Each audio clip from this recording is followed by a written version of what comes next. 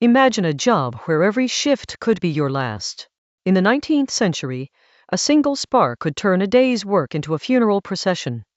People love to think of danger as a modern problem, something that belongs to extreme sports or high-rise construction sites.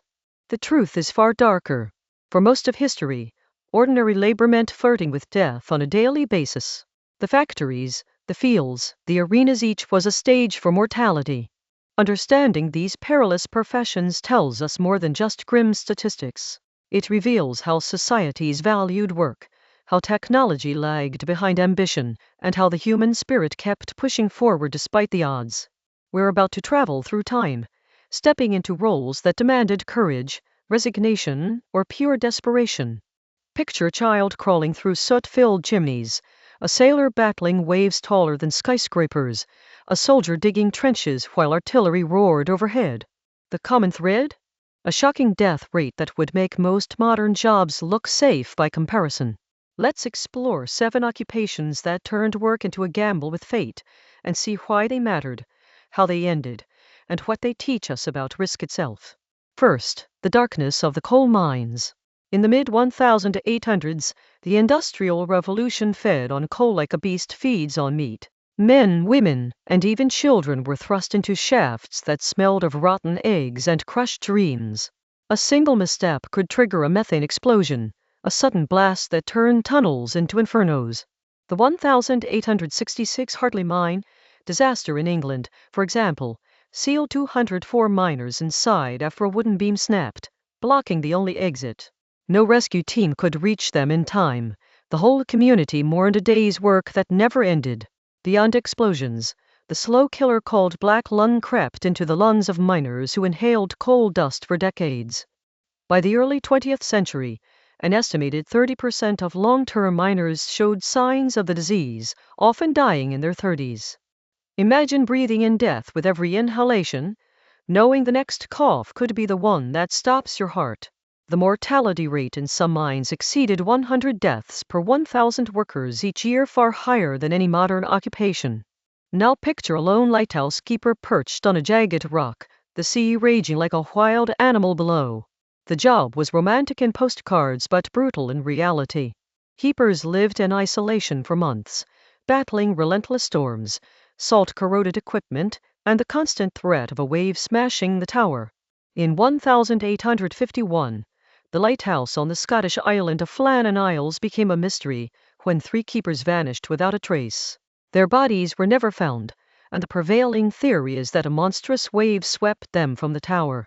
In another tragic case, the 1903 Cape Hatteras Light saw its keeper, Charles B. Williams, drown after a hurricane ripped the lantern room loose, sending him over the edge. The death rate among lighthouse keepers was disproportionately high, especially before automation. The isolation also took a psychological toll: loneliness, depression, and the ever-present fear of being the next victim of a rogue wave. The job required a stoic mind and a willingness to accept that the sea could claim you at any moment. The soot-blackened alleys of Victorian London held another horror: child chimney sweeps. Parents, desperate for income, sent boys as young as 5 up narrow flues to clear ash and soot. The children were forced to climb on their hands and knees, often slipping and falling to their deaths. In 1840, a 12-year-old named Thomas Bunker fell from a chimney and broke his neck, an incident that sparked public outrage. Yet it took decades of campaigning before the Chimney Sweepers Act of 1875 finally restricted the practice. Even then, many boys suffered chimney sweeps carcinoma, a form of scrotal cancer caused by prolonged exposure to soot. The disease was so common that by the 1860s, an estimated 1 in 3 former sweeps developed the malignancy, often dying before reaching middle age. The mortality rate for these child workers was staggering. Some estimates suggest up to 30% per decade. Their plight shows how economic desperation can force society to accept lethal labor as a norm. Step back even further to ancient Rome, where the arena was a workplace for gladiators. These men and sometimes women trained relentlessly, mastering weapons, tactics, and the art of theatrical death. A single bout could end in a fatal wound, and the odds were not in their favor. The famed gladiator Spartacus, before leading a massive slave revolt, survived countless battles, yet most of his comrades perished in the sand.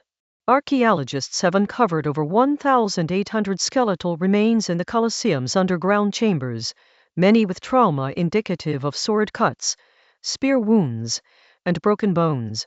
Historians estimate that a professional gladiator's career lasted only 3 to 5 years before death or severe injury forced retirement. In some seasons, the death toll reached 500 in a single day, a number that would overwhelm any modern stadium's medical staff. The danger was not only physical. The psychological strain of performing death for a cheering crowd added another layer of peril. Gladiators lived on the edge, their lives a constant gamble between fame and oblivion. When the circus rolled into town in the late 19th century, audiences gasped at tightrope walkers soaring above the ground, their balance a delicate dance with gravity. These performers, like the legendary Karl Wallenda, practiced on thin wires stretched between towering poles, often without any safety net. In 1978, Wallenda attempted a walk between the towers of the World Trade Center, a feat that would later be hailed as a marvel. Earlier, in 1905, a French acrobat named Jules Léotard, who gave his name to the iconic leotard, fell during a rehearsal and broke his spine, ending his career. The death rate among high-wire artists was alarmingly high. Records from European circuses estimate that 1 in 10 performers suffered a fatal accident over a decade. The danger was amplified by the lack of modern harnesses, the reliance on rope quality, and the ever-present wind that could turn a steady walk into a sudden plunge. Each step required an almost superhuman focus, because a single miscalculation could end a life that had been built on daring alone. World War I introduced a different kind of peril, the sappers and trench diggers who carved out the infamous no man's land. These soldiers worked under constant artillery fire, often at night, with shovels and pickaxes as their only tools. The ground was saturated with water, mud, and hidden explosives. In the Battle of the Somme, sappers were tasked with clearing barbed wire and planting mines while enemy shells rained down. The mortality rate among these laborers was among the highest on the front. A British historian notes that for every 1,000 sappers, roughly 150 were killed outright, and another 300 suffered debilitating injuries. Their work was a silent front line, essential for any offensive but rarely celebrated. The psychological trauma of hearing a shell explode seconds after a shovel hit the ground was profound, leading many to develop what we now recognize as PTSD. The sapper's story reminds us that danger often hides behind the scenes, in the unseen labor that makes larger battles possible. Finally, let's descend into the unforgiving realm of deep-sea fishing, a profession that, even today, claims more lives per capita than any other industry. In the 1800s, fishermen launched small wooden vessels into waters where storms could appear without warning. The boats were overloaded, the equipment rusted, and safety gear was practically non-existent. A single rogue wave could capsize a vessel, sending crew members into icy depths. In 1865, a hurricane struck the New England fishing fleet, sinking 30 boats and killing over 200 men in a single night. The death rate for fishermen in that era hovered around 200 per 100,000 workers annually, an astonishing figure that dwarfs modern occupational hazards. Even with the advent of steel hulls and motorized engines, the profession remained perilous. Modern trawlers still face equipment failures, sudden weather changes, and the crushing pressure of deep water. The risk is compounded by the isolation of the sea. A malfunction can mean hours or days without rescue.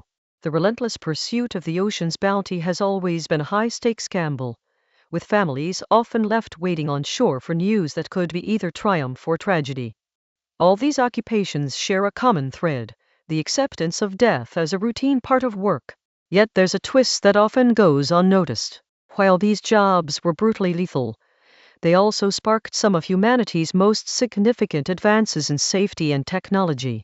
The coal mining disasters led to the invention of the safety lamp by Sir Humphrey Davy, a simple device that saved countless lives by preventing explosions.